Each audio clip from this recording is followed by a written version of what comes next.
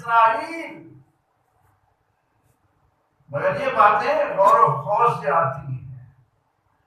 یہ عزیر علیہ السلام تو لیٹے رہے زمین پر، سیدھا جسم میں لیٹے ہوئے آرام کر رہے ہیں، 100 سال گزر گئے، لیکن قرآن نے اس سے بھی بڑھ کر ہمارے نبی علیہ السلام کی عظمت کو ذہنوں میں بٹھانے کے لیے ایک اور بات بیان کی۔ اللہ تعالی ہدایت دے، اللہ تعالی آنکھوں پر پڑا ہوا پردہ ہٹانے کی توفیق بخشے۔ ہمارے اندر معاذ اللہ ایسی جرأت آ جاتی ہے کہ اللہ تعالیٰ نے قرآن کریم میں بتوں کے متعلق فرمایا کہ اگر کوئی مکھی آ کر وہاں سے کچھ لے جائے نا تو یہ اس کو ہٹا نہیں سکتے، اس کو بتوں کے بارے میں۔ اور ان کی یہ جرأت ہو گئی ہے کہ وہ انہی آیتوں کو، میں کیا عرض کروں روزے کے ساتھ، یہ جو ابھی حملہ ہوا نا داتا دربار پر، پھول نگر میں ایک مولوی صاحب ہیں، انہوں نے کہا تقریر میں لوگوں کو مجمع، اور تم کہتے ہو کشمیر میں جہاد کرو، کشمیر میں جہاد کرو، جہاد کرنا ہے تو جاؤ داتا صاحب کے مکان کو گرا دو۔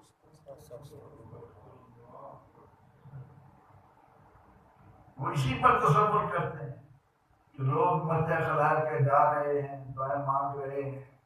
اب چاہے لوگ جا کر جہالت کی وجہ سے کچھ ایسی کام کرتے ہیں جن کی شریعت اجازت نہیں دیتی، وہ کہتے ہیں مسجد سے کتا نہ ہٹاؤ، مسجد ہی گرا، مسجد میں کتا آ جائے اسے نہ نکالو، مسجد ہی گرا۔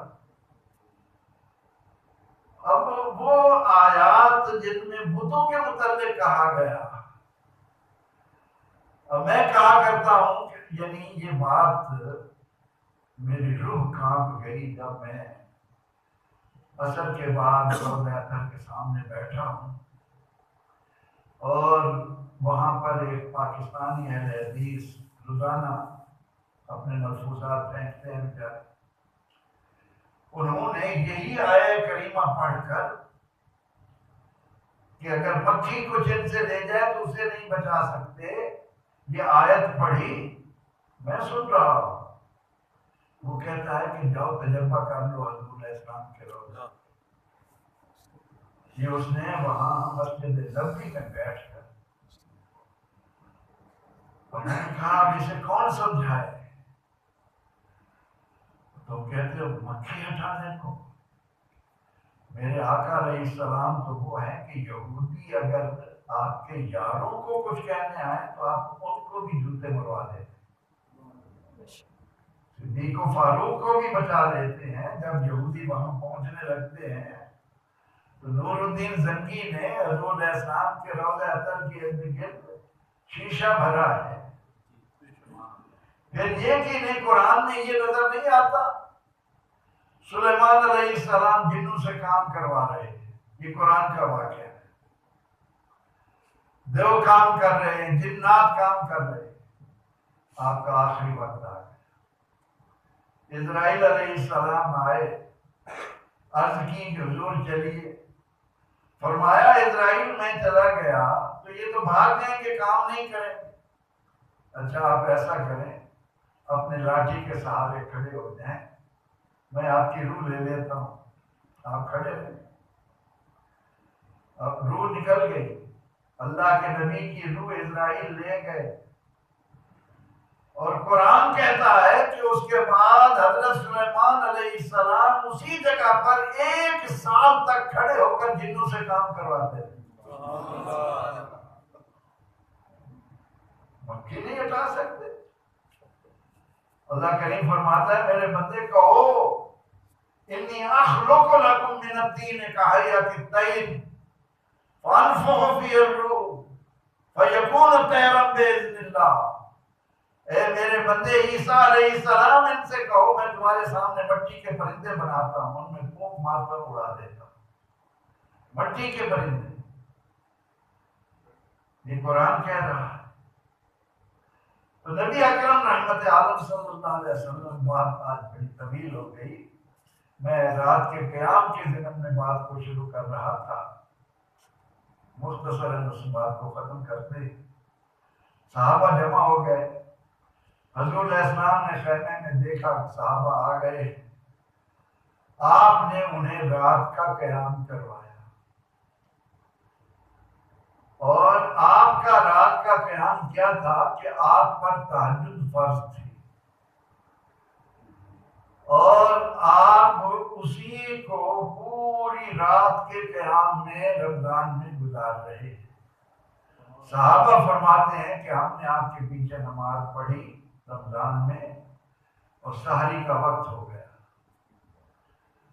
اب اگلے دن جب باقیوں کو بھی پتہ چلا کہ رات تو صحابہ کا نصیبہ جاگا کہ انہوں نے حضور علیہ السلام کے ساتھ جا کر رات کا قیام کیا، رش پڑ گیا۔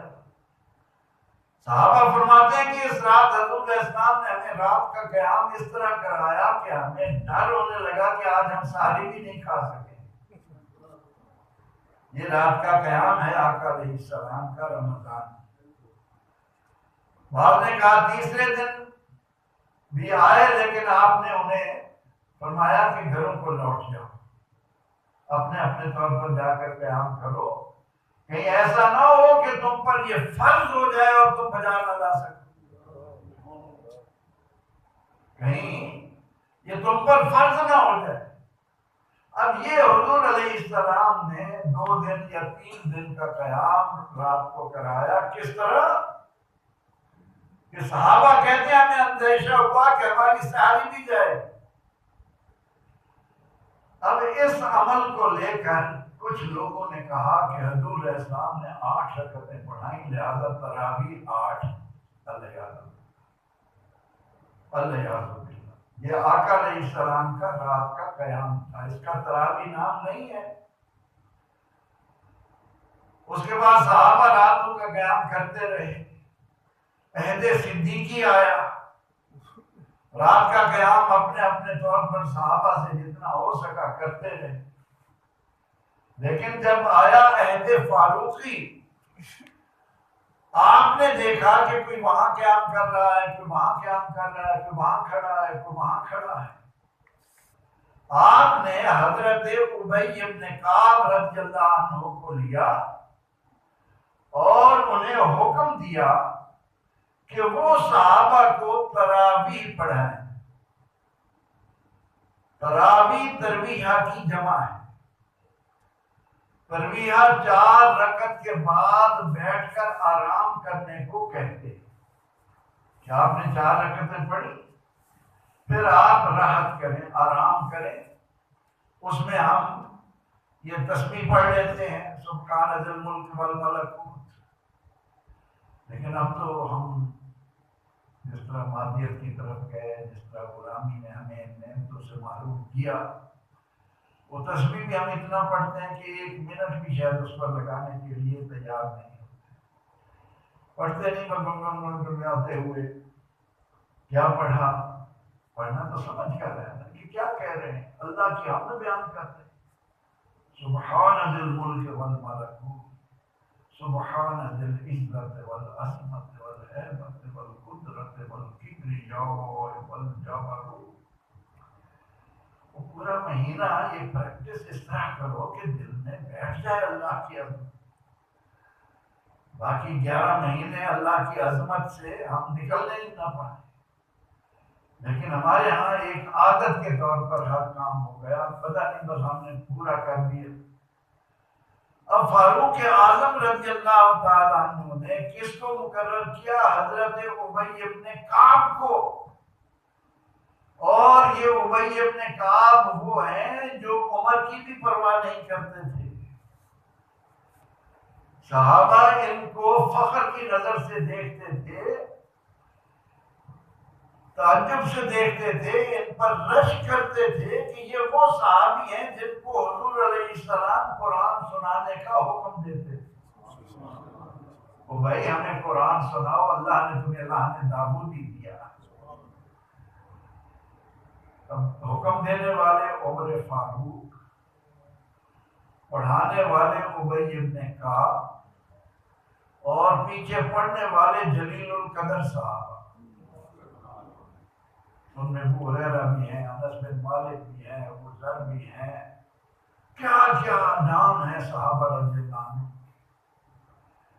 اب عمر رضی اللہ عنہ نے انہیں 20 رکعت پڑھانے کا حکم دیا۔ کتنے کا؟ 20 رکعت تراویح رات کے قیام کا۔ اس میں کوئی شک نہیں، اس میں کسی کو اختلاف نہیں۔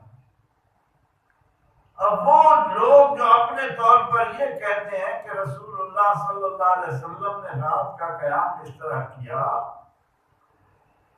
میں ان کے ذہن و قلب پر یہ کہہ کر دستک دیتا ہوں کہ خدا کے بندو اپنے ایمان سے پوچھو کہ اہل حدیث علماء کو پتہ چل گیا کہ 8 پڑھنی ہے، عمر کو پتہ نہ چلا، ابی ابن کعب کو پتہ نہ چلا، اتنے جلیل القدر صحابہ مسجد نبوی بھری ہوئی ہے ان کو پتہ نہ چلا کہ رسول اللہ کا عمل کیا ہے۔ ان محدثین کو پتہ چل گیا، اور ان تمام محدثین کو جمع کر لو، یہ سارے کے سارے مل کر میرے عمر کی جوتی سے لگنے والی مٹی کے مرتبے کو نہیں پہنچ۔ یہ ابی ابن کعب کی خاک پاک کو نہیں پہنچ سکتے۔ ہم نے دھوکہ دے رکھا ہے لوگوں کو، ہم نے خامخواہ لوگوں کے اندر ایک فتنہ پیدا کر رکھا ہے کہ 8 پڑھیں کہ 12 پڑھیں کہ 20 پڑھیں۔ عمر رضی اللہ عنہ، اور میں نے اس سے پہلے بھی کہا تھا کہ جب 2006 میں پہنچا وہاں تو مجھے وہاں کے ایک عالم نے بتایا کہ تراویح کے مسئلے کو حنبلی مسلک کے سعودیہ والے حنبلی مسلک پر جو سیدنا عبد القادر جیلانی، امام احمد بن حنبل، انہوں نے جو مسائل اخذ کیے، مسائل میں، عقائد میں نہیں، فقہی مسائل میں تقلید ہوتی ہے۔ کہتے ہیں کہ تمام عرب ممالک سے علماء مدعو کیے گئے کہ تراویح کتنی ہونی چاہیے۔ جب ان کے اندر کوئی فیصلہ نہیں ہو رہا تھا تو ان میں سے ایک عالم، وہ پاکستانی تھا، وہ اٹھا اور اس نے کہا کہ اگر آپ مجھے اجازت دیں تو میں عرض کروں۔ میں نے کہا بتائیں۔ تو اس نے کہا کہ 20 تراویح کا ثبوت قرآن کریم میں ہے، 20 تراویح کا ثبوت قرآن پاک میں ہے۔ کہتے علماء حقا ہو گئے کہ یہ کیا کہہ رہا ہے۔ انہوں نے کہا کہ دلیل دو۔